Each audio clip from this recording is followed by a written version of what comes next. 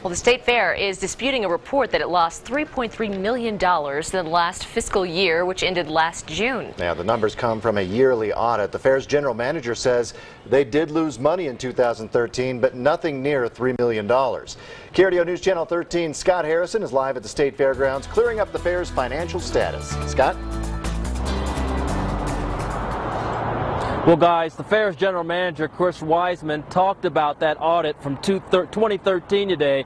He says that audit does not take into account several things, including money from the state and the city and depreciation. So when you figure all of that in, the loss was actually down to $384,000, quite a difference from $3.3 million. And preliminary figures, Wiseman says, shows that last year's fair did even better and will improve more this year.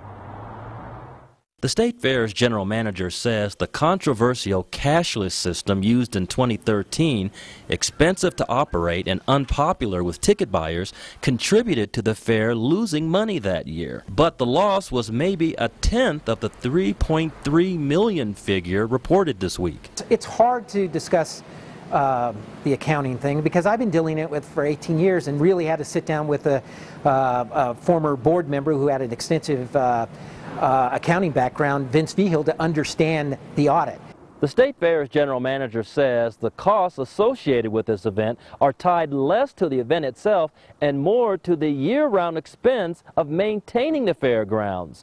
That's a cost of about $3 million a year. Wiseman says preliminary figures from last year's fair show more revenue and lower expenses. So in 2015, he thinks the fair will turn a profit.